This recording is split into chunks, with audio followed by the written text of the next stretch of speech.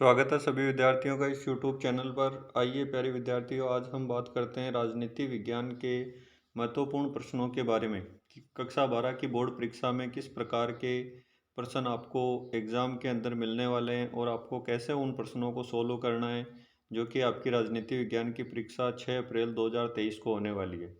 तो यहाँ कुछ इम्पोर्टेंट प्रश्नों के साथ में, अति महत्वपूर्ण प्रश्नों के साथ में आज हम उपस्थित हैं। तो आप इन प्रश्नों को एक बार अच्छे से देखिए और अपनी तैयारी को भी आप जांचिए कि कहाँ किस स्तर तक आपकी तैयारी हो चुकी है। तो प्रश्न नंबर फर्स्ट अपने पास में है, अगस्त 1945 में अमेरिका ने जापान के कौन से दो शहरों पर परमाणु बम गिराए? यानी अमेरिका ने जो परमाणु बम गिराए थे, परमाणु परीक्षण किया था, वो कौन से दो शहरों के ऊपर किया था? तो ये था हिरोशिमा और नागासाकी। अब इसमें ये जो प्रश्न है वो और भी अलग तरीके से भी बन सकता है कि अमेरिका ने अपने जो परमाणु बम परीक्षण है वो कौन से देश के ऊपर किए? तो वो जापान के दो शहर थे। या फिर इसकी दिनांक पूछी जा सकती है कि अमेरिका ने जापान के दो शहरों पर परमाणु बम कब गिराए? तो ये 6 अगस्त और 9 अगस्त 1945 की बात है। या फिर प्रश्न दूसरे तरीके से और भी पूछा जा सकता है कि जापान के हिरोशिमा और नागासाकी के ऊपर परमाणु बम किस देश ने गिराए? तो फिर उसका उत्तर हो जाएगा अमेरिका। यानी कि यहाँ बोर्ड के अंदर जो प्रश्न है वो थोड़ा घुमा फिरा के दिया जाता है, तो आप प्रश्न को थोड़ा अच्छे से समझने की कोशिश करें। तो इस प्रकार से इस एक ही प्रश्न के अंदर लगभग 4 प्रश्न जो बन रहे हैं और वो आपको किसी भी तरीके से घुमा फिरा के दे तो आपको उसका उत्तर बिल्कुल सही करना है। फिर प्रश्न नंबर 2 अपने पास में है कि उत्तर अटलांटिक संधि संगठन, यानी जिसका पूरा नाम होता है नाटो, की स्थापना कब हुई? ऐसे भी प्रश्न आ सकता है कि नाटो क्या है, नाटो का पूरा नाम लिखो। तो नाटो का पूरा नाम हो जाएगा उत्तर अटलांटिक संधि संगठन और इसकी स्थापना हुई थी अप्रैल 1949 यानी अप्रैल 1949 में। प्रश्न नंबर 3 है, बर्लिन की दीवार कब खड़ी की गई? तो बर्लिन की दीवार प्यारे विद्यार्थियों 1961 के अंदर खड़ी की गई थी, यानी कि 1961 के अंदर इसको खड़ी की गई थी। प्रश्न नंबर 4 है, पहला गुटनिरपेक्ष सम्मेलन कब हुआ, वह कितने राष्ट्र इसमें शामिल हुए? तो प्रथम जो गुटनिरपेक्ष है वो 1961 के अंदर हुआ था, बेलग्रेड में हुआ था और इसमें 25 जो सदस्य थे वो शामिल हुए थे, 25 देश इसके अंदर शामिल हुए थे। फिर अगला जो प्रश्न है वो है, जीडीपी का पूरा नाम लिखो। जीडीपी का पूरा नाम लिखो। तो जीडीपी का पूरा नाम होता है ग्रॉस डोमेस्टिक प्रोडक्शन, सकल घरेलू उत्पाद, सकल घरेलू उत्पाद। प्रश्न नंबर 6 है, साफ्टा क्या है? साफ्टा क्या है? तो साफ्टा होता है south Asia free trade area, दक्षिण एशियाई मुक्त व्यापार क्षेत्र। तो आप इसको दोनों ही तरीके से लिख सकते हो, हिंदी में भी लिख सकते हो और अंग्रेजी में भी लिख सकते हो। हिंदी में लिखोगे तो हो जाएगा दक्षिण एशियाई मुक्त व्यापार क्षेत्र और इंग्लिश के अंदर हो जाएगा south Asia free trade area. फिर अगला जो प्रश्न है वो है अपने पास में, संयुक्त राष्ट्र संघ यूएनओ के वर्तमान महासचिव कौन है? कि संयुक्त राष्ट्र संघ UNO, United Nation of Organization के वर्तमान महासचिव कौन है? तो ये एंटोनियो गुटेरस है और एंटोनियो गुटेरस है जो पुर्तगाल के हैं और इन्होंने 1 जनवरी 2017 को अपना जो पद है वो ग्रहण किया था। यानी 1 जनवरी 2017 से अभी वर्तमान तक यूएनओ के जो महासचिव है वो एंटोनियो गुटेरस है। अब यहाँ दूसरा प्रश्न भी बन सकता है कि यहाँ यूएनओ के प्रथम महासचिव कौन थे? तो यूएनओ के प्रथम महासचिव यदि आपसे पूछा जाए तो वो आप लिखोगे ट्रिग्वी ली, ट्रिग्वी ली, ट्रिग्वी ली यूएनओ के प्रथम महासचिव थे।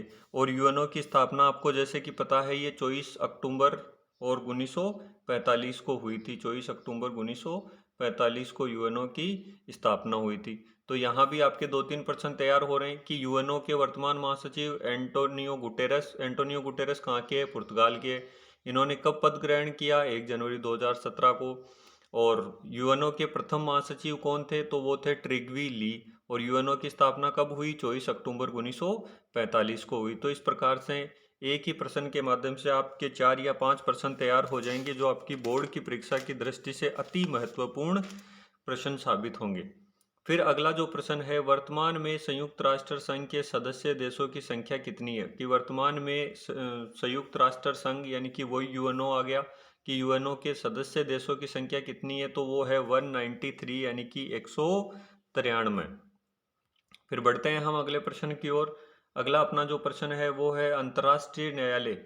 अंतर्राष्ट्रीय न्यायालय का कार्य क्या है? अंतर्राष्ट्रीय न्यायालय का कार्य क्या है? तो अंतर्राष्ट्रीय जो न्यायालय है उसका जो मुख्य कार्य होता है वो होता है सदस्य देशों के बीच मौजूदा विवाद को निपटारा करना। कि जो भी यूएनओ के राष्ट्र होते हैं, सदस्य देश होते हैं, उनमें यदि किसी प्रकार का कोई विवाद हो जाए तो उसका निपटारा करने का कार्य अंतर्राष्ट्रीय न्यायालय का होता है।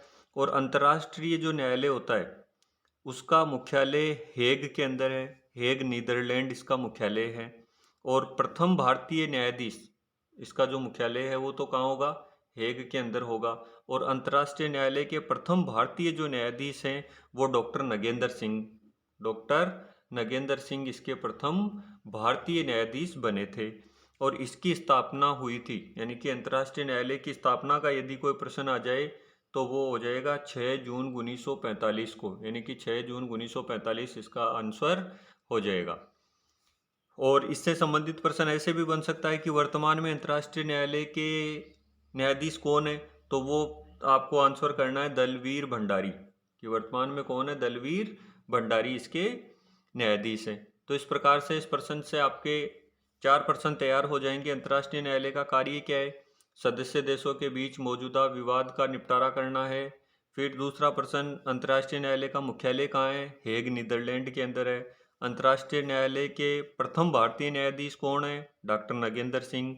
और इसकी स्थापना कब हुई? तो इसकी स्थापना हुई 26 जून 1945 को।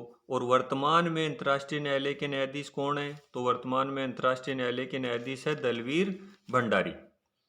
तो बढ़ते हैं हम अगले प्रश्न की ओर। भारत पाकिस्तान के विभाजन का मुख्य कारण क्या था? किस कारण से हुआ? ये धर्म के आधार पर इसका विभाजन किया गया था। फिर अगला प्रश्न है, प्रश्न नंबर 12 अपने पास में है, राज्य पुनर्गठन अधिनियम कब लागू हुआ? तो राज्य पुनर्गठन अधिनियम जो है वो 1956 के अंदर लागू हुआ था। प्रश्न नंबर 13 है, अलगाववाद से क्या अभिप्राय है? कि अलगाववाद से क्या अभिप्राय है? जब एक समुदाय या संप्रदाय संकीर्ण भावना से ग्रस्त होकर अलग एवं स्वतंत्र राज्य बनाने की मांग करे तो उसे अलगाववाद कहा जाता है। ये प्रश्न थोड़ा इंपॉर्टेंट है, आपको फिर से देखना। इसका उत्तर क्या होगा? जब एक समुदाय या संप्रदाय संकीर्ण भावना यानी छोटी सोच से ग्रस्त होकर अलग व स्वतंत्र राज्य बनाने की मांग करे तो उसे अलगाववाद कहा जाता है। फिर अगला जो प्रश्न है, प्रश्न नंबर 14 है अपने पास में, योजना आयोग क्या है व इसकी स्थापना कब हुई? तो योजना आयोग के बारे में हमें बताना है कि योजना आयोग जो है वो क्या है, इसका कार्य क्या है, स्थापना कब हुई।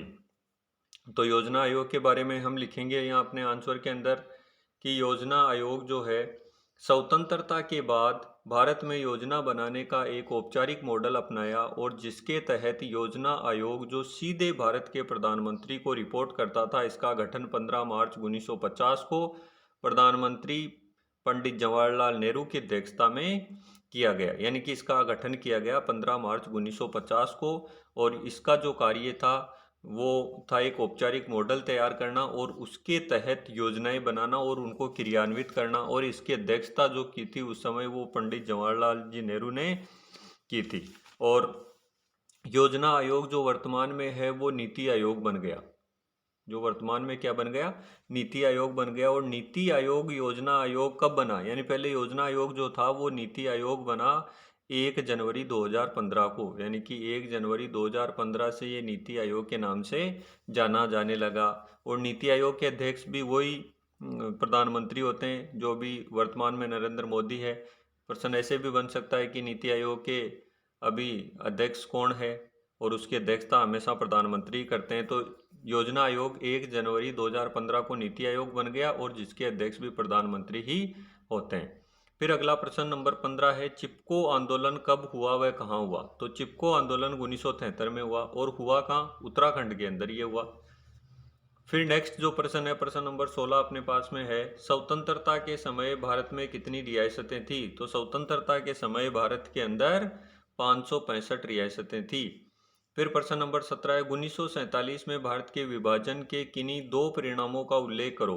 कि 1947 में भारत का जो विभाजन हुआ वो किन कारणों से हुआ? तो यहाँ इसके 2 हमें जो परिणाम है, कारण है वो बताने हैं। सीमा के दोनों ओर हत्याएं और अत्याचार हुए, पहला तो ये हो गया। दूसरा है, देश के राजनीतिक विभाजन ने प्रशासनिक विफलता को भी जन्म दे दिया। फिर प्रश्न नंबर 18 अपने पास में है, भारतीय जनसंघ के संस्थापक कौन थे? तो भारतीय जनसंघ के संस्थापक थे श्यामला प्रसाद मुखर्जी और 21 अक्टूबर 1951 दिल्ली के अंदर इन्होंने भारतीय जनसंघ की स्थापना की थी। यानी प्रश्न ऐसे भी बन सकता है कि भारतीय जनसंघ की स्थापना कब हुई? 21 अक्टूबर 1951। या भारतीय जनसंघ की स्थापना कहाँ हुई? दिल्ली के अंदर। संस्थापक कौन थे? श्यामला प्रसाद मुखर्जी इसके संस्थापक थे। फिर अगला जो प्रश्न है प्रश्न नंबर 19 है, प्रथम लोकसभा चुनाव कब हुए या प्रथम आम चुनाव कब हुए? प्रश्न ऐसे भी हो सकता है कि प्रथम जो आम चुनाव है वो कब हुए? तो ये हुए थे 1952 के अंदर। 1952 के अंदर प्रथम आम चुनाव हुए, प्रथम लोकसभा चुनाव हुए और उस समय कांग्रेस ने 364 सीटें जीती थी और सत्ता के अंदर अपनी भागीदारी निभाई थी और सबसे बड़ी पार्टी के रूप में ये उभर कर आई थी। प्रश्न नंबर 20 है, संविधान सभा की प्रारूप समिति के अध्यक्ष कौन थे? तो संविधान सभा की प्रारूप समिति के अध्यक्ष डॉक्टर B.R. अम्बेडकर थे। प्रारूप समिति के जो अध्यक्ष थे वो कौन थे? Doctor B.R. अम्बेडकर थे। फिर अगला प्रश्न है, द मिल्कमैन ऑफ इंडिया के नाम से किसे जाना जाता है? द मिल्कमैन ऑफ इंडिया के नाम से जाना जाता है वर्गीज कुरियन को। और वर्गीज कुरियन को क्यों जाना जाता है? कि इन्होंने भारत देश के अंदर दूध के क्षेत्र में एक नई क्रांति की, पशुपालन के क्षेत्र में एक नई क्रांति की, इसलिए द मिल्कमैन ऑफ इंडिया के नाम से वर्गीज कुरियन को जाना जाता है। प्रश्न नंबर 22 है, हरित क्रांति के कोई दो गुण बताइए। हरित क्रांति के कोई दो गुण बताइए। तो भारत खाद्य उत्पादन में आत्मनिर्भर हो गया, पंजाब, हरियाणा, पश्चिम उत्तर प्रदेश राज्यों के लोगों का जीवन स्तर में सुधार हुआ। यानी हरित क्रांति के दो महत्वपूर्ण कारण ये हुए कि पहली बात तो ये कि जो भारत है वो खाद्यान्न के अंदर आत्मनिर्भर हो गया, और दूसरा जो महत्वपूर्ण कारण गुण था वो ये था, पंजाब, हरियाणा, पश्चिमी उत्तर प्रदेश राज्य के लोगों का जीवन स्तर सुधर गया। प्रश्न नंबर 23 है, पंचशील का क्या अर्थ है? ये भी थोड़ा इंपॉर्टेंट प्रश्न है। पंचशील का क्या अर्थ है? पंचशील शांतिपूर्ण सह अस्तित्व के 5 सिद्धांतों को संदर्भित करता है जिस पर 1954 में भारत और चीन के बीच हस्ताक्षर किए गए थे। यानी कि पंचशील जो है वो शांतिपूर्ण सह अस्तित्व के 5 सिद्धांतों को संदर्भित करता है और भारत और चीन के मध्य 1954 के अंदर इसके ऊपर हस्ताक्षर किए गए थे। यानी दोनों देशों ने अपनी जो सहमति है वो दर्ज करवाई थी। प्रश्न नंबर 24 है, दल बदल से क्या तात्पर्य? तो दल बदल का मतलब होता है एक निर्वाचित प्रतिनिधि उस पार्टी को छोड़ देता है जिसके चिन्ह पर वह चुनाव जीता था और किसी अन्य पार्टी में शामिल हो जाता है, तो ये दल बदल कहलाता है। यानी वो चुनाव तो किसी और पार्टी से जीतता है और चुनाव जीतने के बाद में उस पार्टी को वो छोड़ देता है, तो ये दल बदल। नक्सली आंदोलन क्या था? नक्सली आंदोलन था लोगों का मार्क्सवादी लेनिनवादी समूह अपने लक्ष्य को प्राप्त करने के लिए हिंसक साधनों में विश्वास करता था। उन्होंने जमींदारों से जबरदस्ती जमीन छीनकर भूमिहीन किसानों को बांट दी। इस आंदोलन को नक्सली आंदोलन के नाम से जाना जाता है। तो ये था नक्सली आंदोलन। तो इस प्रकार से डियर स्टूडेंट, हमने ये 25 प्रश्नों की एक यहाँ सीरीज श्रृंखला जारी की है आपके लिए, जो बोर्ड की दृष्टि से वेरी इंपॉर्टेंट है। तो आपके इसमें कितने प्रश्न आपको 25 में से आ रहे थे? 25 में से आपके पूरे 25 आ रहे थे, 24 आ रहे थे? आपके कितने प्रश्न इसमें सही हो रहे थे वो आप मेरे को कमेंट बॉक्स में ज़रूर बताओगे। और आगे फिर से आपको इसी प्रकार के यदि कोई महत्वपूर्ण प्रश्नों के वीडियो चाहिए तो अभी तक यदि आपने चैनल को सब्सक्राइब नहीं किया तो चैनल को सब्सक्राइब करें और लाइक करें, शेयर करें। धन्यवाद।